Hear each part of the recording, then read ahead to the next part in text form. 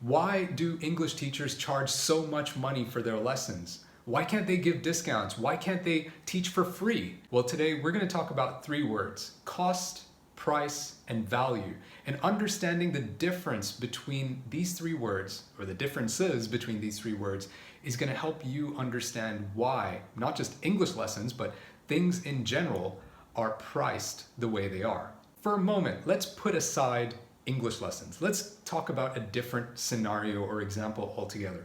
Imagine you are a business owner and you run a printing company. You print magazines, which you charge $1 per magazine for, and you currently have a printer that prints 1,000 magazines per day. So your sales is $1,000 per day, right? Now, let's say that a printer company's sales rep comes to you and he offers you a new printer. So to buy your existing printer, your old one, and to give you a new printer, he says it's going to cost $10,000. And this new printer can print at twice the speed. So instead of printing 1,000 magazines per day, you're going to be able to print 2,000 magazines per day. Would you buy the printer at that price? Of course you would. It's a no-brainer, right? Because you're going to spend $10,000 to upgrade your printer, but that's going to allow you to earn double your sales every day. So if you're getting $1,000 more in sales every day, it's going to take you just 10 days to get that $10,000 investment back. And even after that, you're going to continue making an additional $1,000 per day for many years to come until that printer breaks down and needs to be replaced.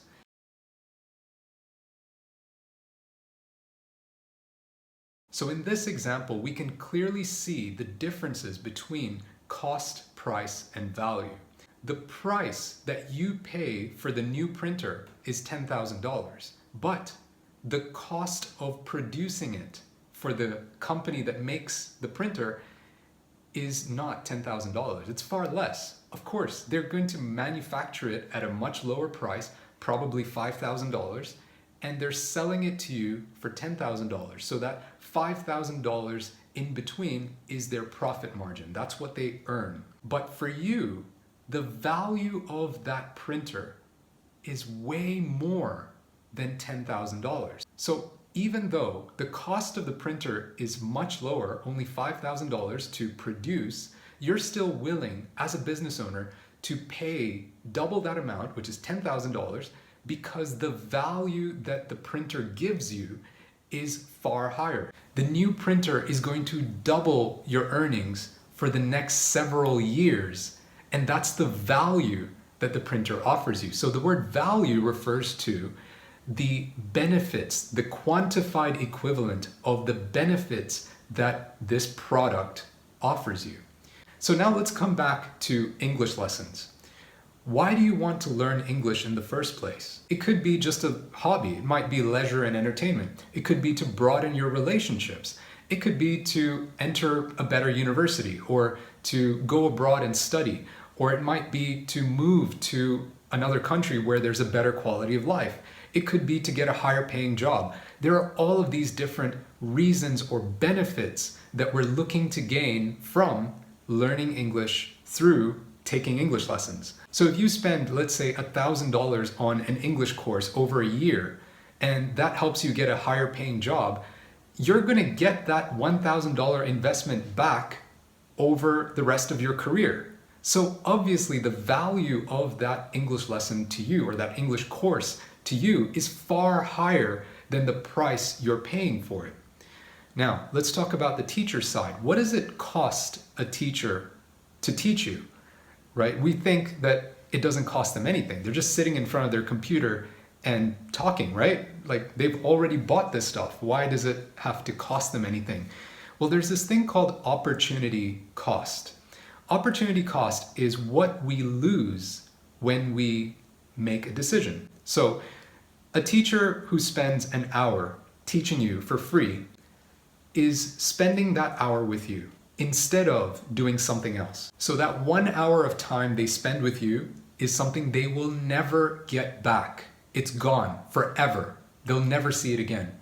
And they'll never be able to use that 1 hour for anything else. They can't use it with their family. They can't use it for going for a walk. They can't use it for their hobbies. They can't spend it with their friends.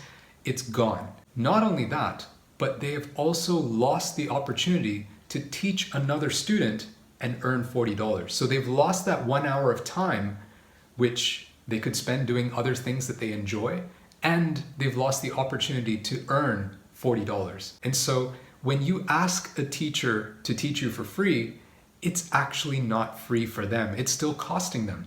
And if you were to ask me, for example, spending an hour with you, who is a complete stranger, I've never met you. I'm sure I talk to you all the time through these videos, but I've never met you. I don't know you. And if you ask me, after going to work 6 days a week, coming home tired, at 6 o'clock at night, not having seen my family for the whole day, would I rather spend 1 hour talking to you, a complete stranger that I've never met before, than spending it with my family, who I love more than anything, and I haven't seen all day?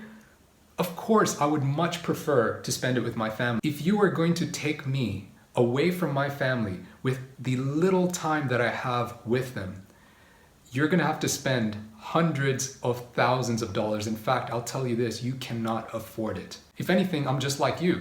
The same reason why you don't want to spend the money for a lesson is the same reason why I don't want to give it to you for free.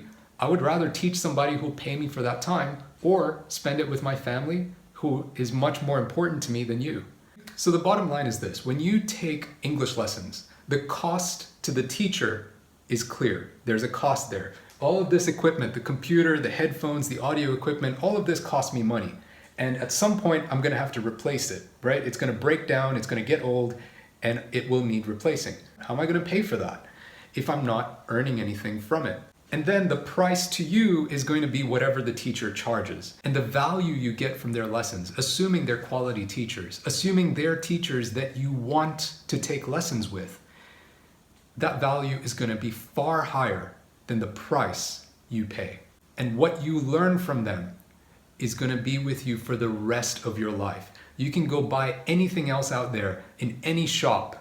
Even that will eventually break down and need to be replaced. But education is lifelong. Besides education, there are few things in the world that you can spend your money on and reap the benefits for the rest of your life. Education is one of those things. So if you're gonna choose between spending money on education and anything else, I can guarantee you that the value you get from education is going to be far more than the value you get from anything else. When I turned 31, my birthday present to myself was an Audible subscription. That's Amazon's audiobook subscription. It is the best $15 a month I have ever spent in my entire life. So now you have the facts, and you probably have no valid argument as to why someone whose lessons offer value should offer those lessons for free. And that there, in the realm of debating, is what's called a slam dunk. Have a good day. You know I love you. Bye-bye.